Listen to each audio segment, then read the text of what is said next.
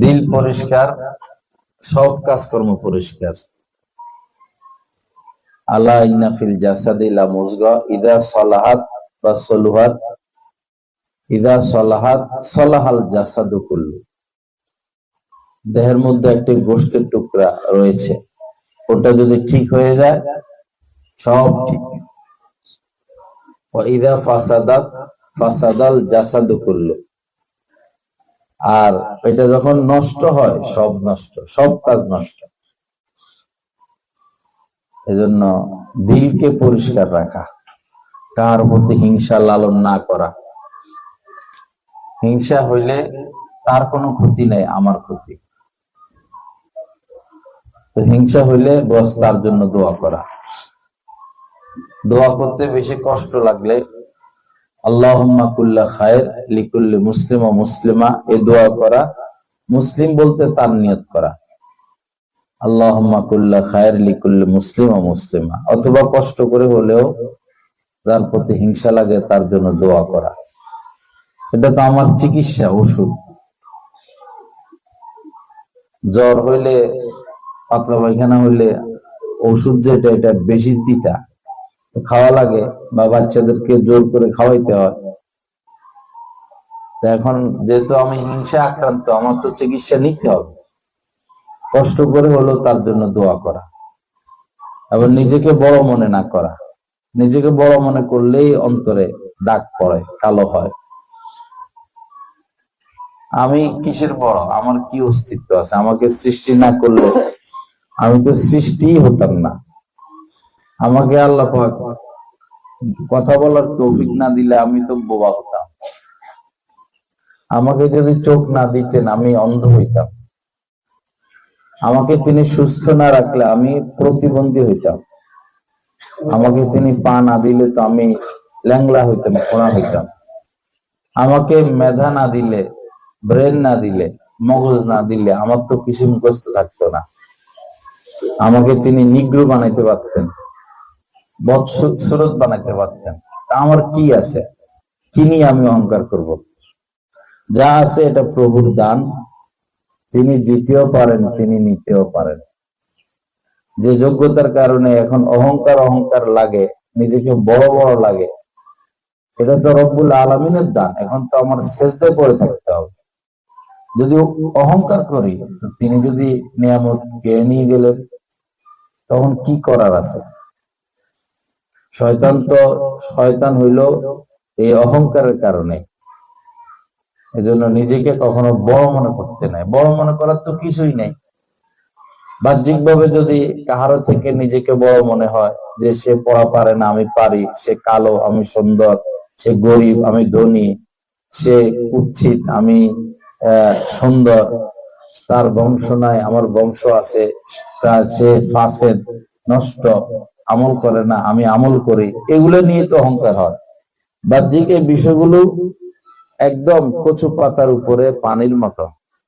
এই যে যোগ্যতা আমার মধ্যে, এটা যে কোনো মুহূর্তে চলে যেতে পারে।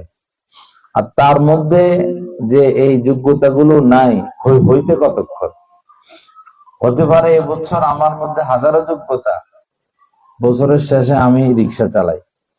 আর যার প্রতি আমি অহংকার করি, হতে পারে সে আমার রিক্সার প্যাসেঞ্জার। সে কবে ভাই যাবেন, আমি কবো কোথায়, সে কবে বাজারে, চলেন। অথচ কত বছর তার থেকে আমি সব দিক দিয়া উপরে ছিলাম। আজকে আমি রিক্সা চালাই, সে আমার প্যাসেঞ্জার। আল্লাহ পারেন কিনা? পারেন। হতে পারে তার মধ্যে কোনো এখন যোগ্যতা নাই, সে এমন কান্নাকাটি করলো, এমন ইবাদত করলো, এমন দোয়া মোনাজাত করলো, আল্লাহ তারা আমার থেকে উপরে উঠে নিলেন। এজন্য অহংকার করার কোনো সুযোগ নাই, কোনো সুযোগ নাই। তাকওয়া তাহারা যতটুকু আছে রব্বুল আলামিনের দান। তিনি নিয়েও যেতে পারেন, তিনি বাড়াইয়াও দিতে পারেন। শুকরিয়া আদায় করব, বাড়াইয়া দিবেন। অহংকার করব তো আল্লাহ না করেন ইবলিসের মতো তো হইতে পারে। আল্লাহ আমাদের সবাইকে মাফ করে দেন। তো দিলকে কি রাখা? পরিষ্কার রাখা। দিলকে পরিষ্কার রাখা, কোনোভাবে যেন গুনাহ না হয়। খুব সাবধানে চলাফেরা, বিশেষ করে চোখ আর দিলে যেন কখনো খারাপ চিন্তা না আসে।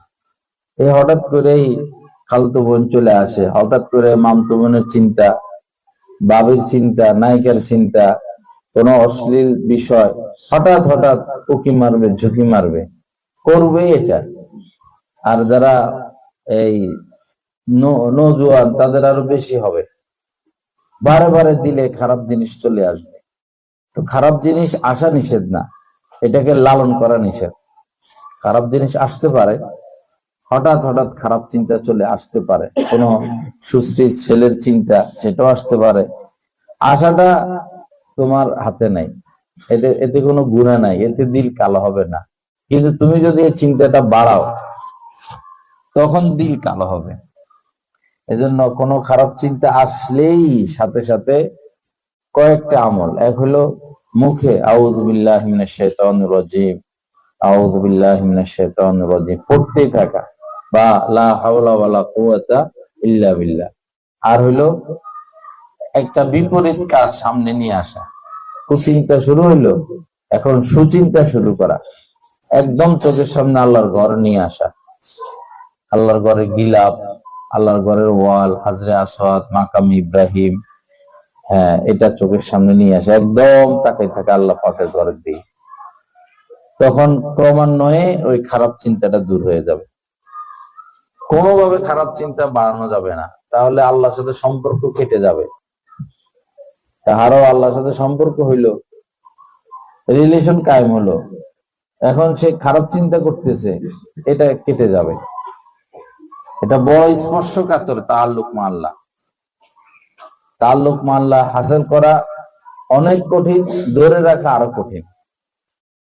তাআল্লুক মা আল্লাহ হাসিল করা অনেক কঠিন, ধরে রাখা আরো কঠিন। তো এই কখনো খারাপ চিন্তা কে লালন না করে, এটাকে না বাড়ানো, এটা একটা যুদ্ধ। কেমন যুদ্ধ? যে এই কাফের, তুমি একা, এখন হঠাৎ তোমার 1000 কাফের আক্রমণ করছে, এখানে 1000 কাফেরের সাথে তুমি লড়তেছ, এরকম কঠিন। অথবা সমুদ্রের মধ্যখানে পড়ে গেছ, কয় ঘন্টা সাঁতার কাটবা, বাঁচতে হলে কাটতে হবে, এরকম কঠিন।